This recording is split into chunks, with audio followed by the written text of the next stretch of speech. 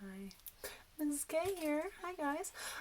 Today we're going to be doing some origami, and I am trying this way. Here's my workspace. Woohoo!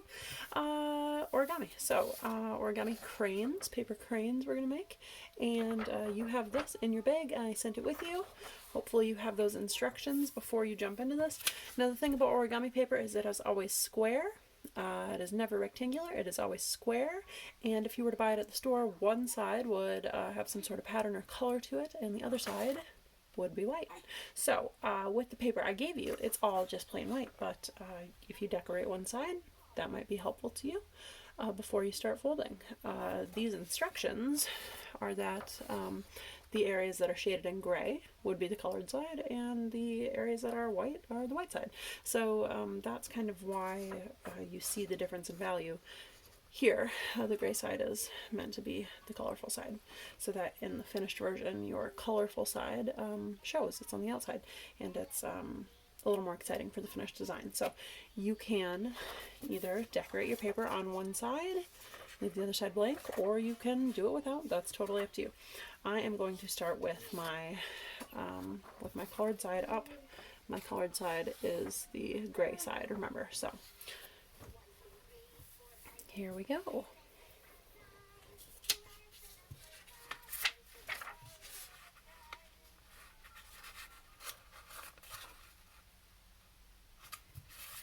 Now when you're doing folding for origami, it is really important that things are lined up precisely.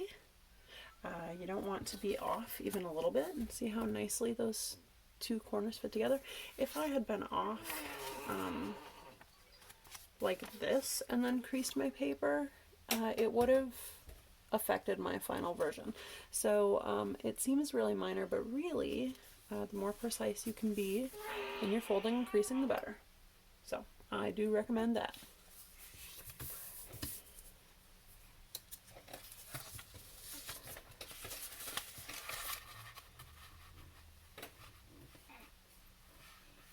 Also notice how I'm taking the time to line up my paper where I want it to go. Then I'm going to hold it down, and then I press out. I sort of run my hands out toward the edge when I'm putting in my crease. I'm holding the paper where I want it to stay the whole time I do that. And when I run my creases, they go where I want them to go. You guys hear my daughter? She's back there making all kinds of noises.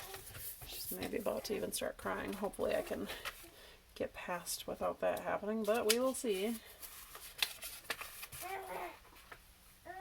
She's a little noisy.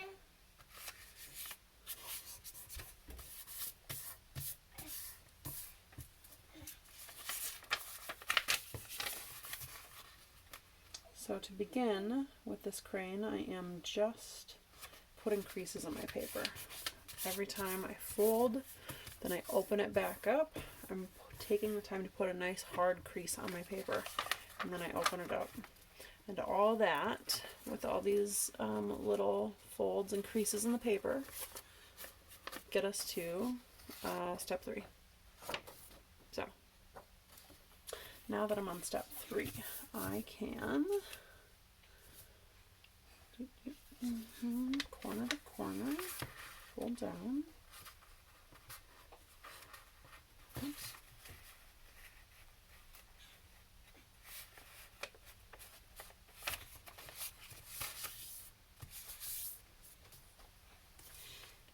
And then while I hold that down, I'm also going to bring in the outsides. So here's, this one's down, but I'm going to take the outside corner and bring it in to the very bottom.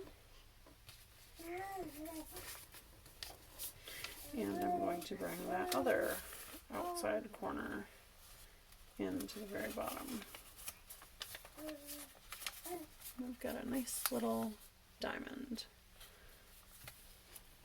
Okay, fold the top triangular flaps into the center and unfold. So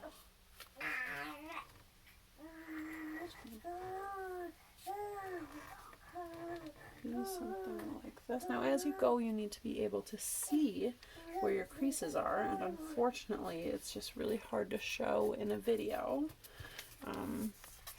But see, I took this edge and it said to fold the outside tip into the center. So what I did is I lined up that tip and this whole edge here.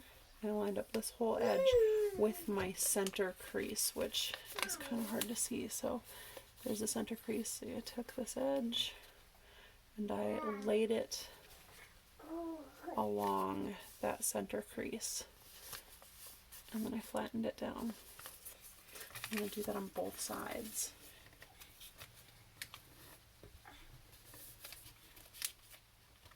Again, line it up and hold it where I want it to stay before I run my finger along it to make the crease. Holding it in place before I make the creases. Okay. Then I'm going to flip it over. Oh wait, it says I'm to unfold. There we go. Okay.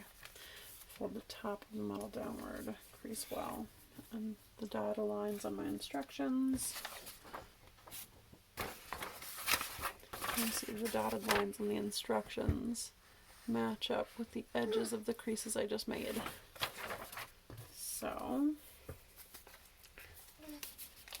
these are the two tips I just made. So this one I need to fold down so that I have kind of like a nice triangular point on both of those tips. Now I'll put that crease in there and then I'm just going to open it all back up. Okay, so the idea again was I was just putting a nice crease in there so that things open and close easier when I need them to.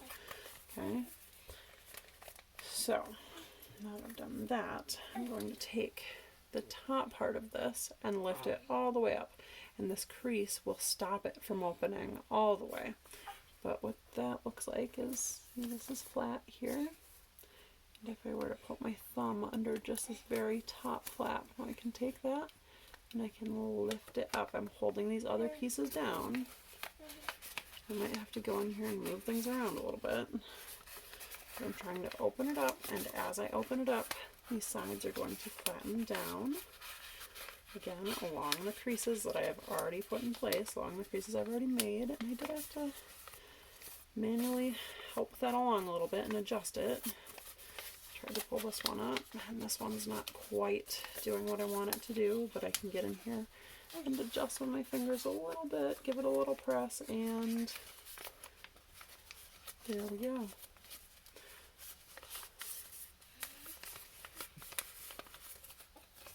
So, took this, I lifted it up, and then,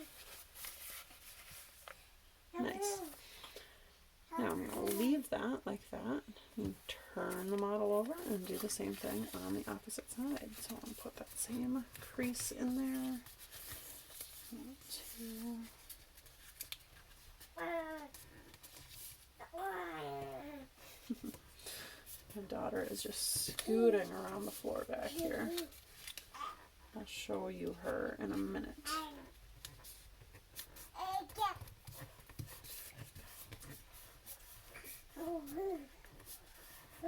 Okay, there we go. Open it up.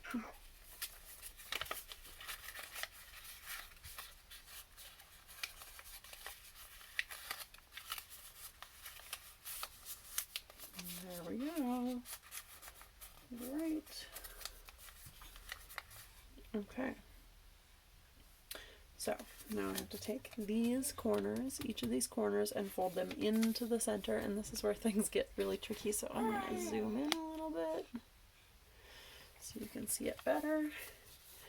Okay, and this is what I have here. Now I'm going to take this corner and this corner, and they each get folded in to the center. So I'm going to take this tip and this whole edge,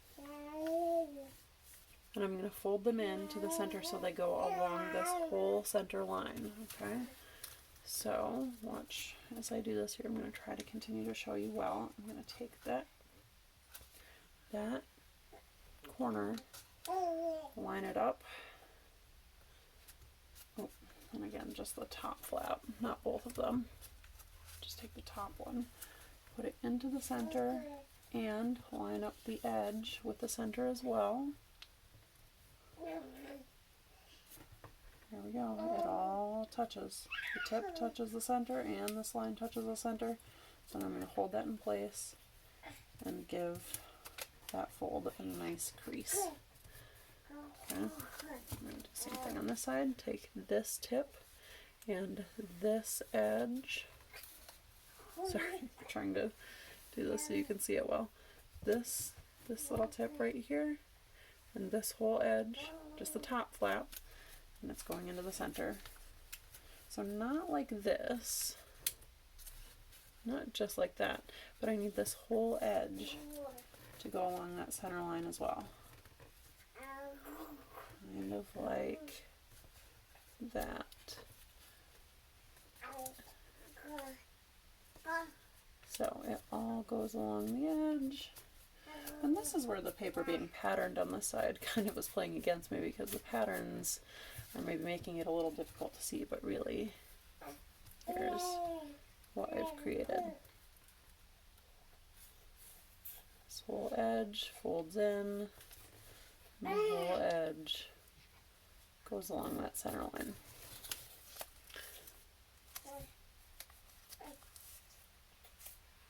Okay, now I'm going to flip it over, do the same thing on the back side.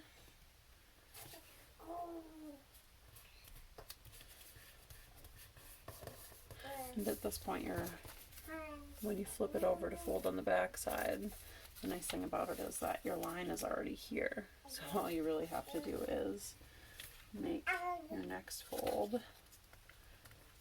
match up with the one below it, so that you're keeping this edge all flat and nice. It all kind of is uniform. It all works together. Okay, so now you have this long, skinny diamond. We'll zoom back out a little bit. Okay, so you have this long, tall kind of diamond. Okay, and it has these little legs. There's two of them. Okay, now what you're going to do is you're going to fold one of the legs up, and it's going to follow this edge here. So you want to continue to line those two up.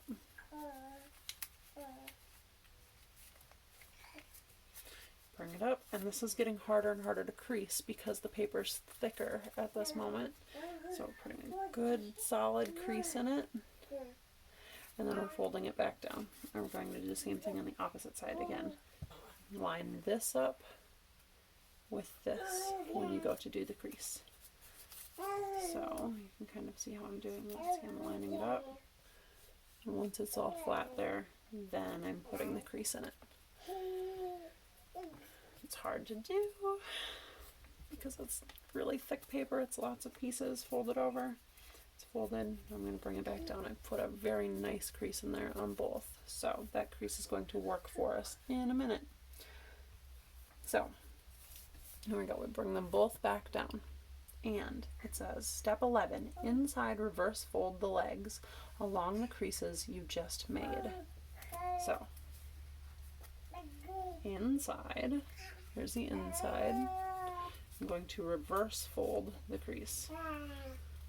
That means I'm going to take that leg and point it up, but it's going to go into this area. So, see how I did that? Instead of folding it up that way, I'm going to open up this flap and then take that leg and fold it up. And it will stop folding where we've just put that crease in it. So,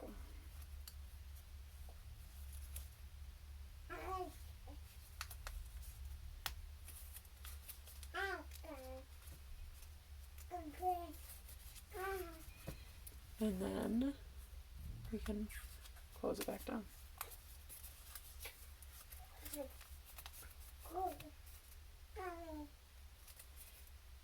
So now we've just got one leg left. And so for this leg, we're going to, again, open up this flap, lift the little leg up,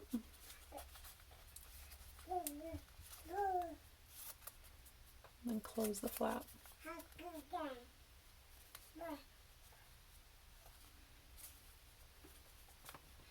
Okay, so what you should have is you should have two that look like this. Mine is folded a little bit flatly against there, but if I kind of adjust that fold a little bit, then then they both kind of stick out.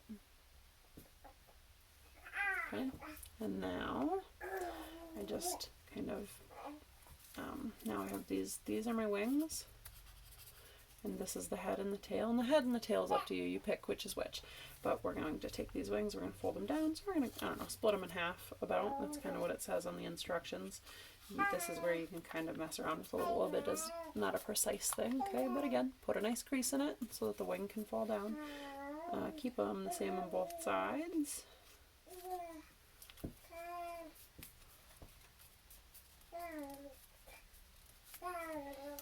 Okay, and then you pick which one you want to be the head and which one you want to be the tail. Again, up to you. Whichever one you want to be the head, you're going to grab the head and you're going to fold it down, kind of flatten it out, fold it into itself. So again, the inside here, pull it down and then give it a little press so that then it kind of sticks out. And my folding is not exactly as precise as it should have been, so it's showing now. It's looking a little bit off. I have to try a little harder to make it look right. Okay, there we go. So there's the head of my crane. This will be the tail of my crane. And now what I can do is I kind of open it up. I give a little bit of a tug on the wings. I'm going to look at the bottom and kind of do this. I do a little bit of that. I give the wings a little bit of a tug. This will open up and then it should stand all on its own. I can pull the tail out a little bit. I can pull the head out a little bit. And ta-da! There is my crane. It's beautiful little crane. So now practice makes perfect. So if you want to get better and better at it, I recommend you do it again, and you do it again, and you do it again, and you do it again and again and again. And the more you do, the better you'll get. I promise. Practice makes perfect. And even, you know, not even perfect. Sometimes it's just practice makes you better. Perfect takes years. As I'm sure some of you know from sports and things like that. So, anyway, here's my daughter. Aria, can you say hi? Hi, Sugar Pie. Hi. There she is. She used to be all the way over there. Can you believe that? She can't crawl yet, but she can scoot backwards. So there she is. That's working in my attic. It's the only workspace I have, so I would love to see what your guys' workspaces are like sometime. Anyway, I'm going to sit here and make a whole bunch of crayons. I have a whole bunch of paper, so I'm just going to do it again and again and again. And we'll talk about how many I need you to do. But the one that you're going to hand in should be a good one that you like. So if you want to practice to get better at it, then you'll probably get a better grade on your final one that you hand in. So, bye.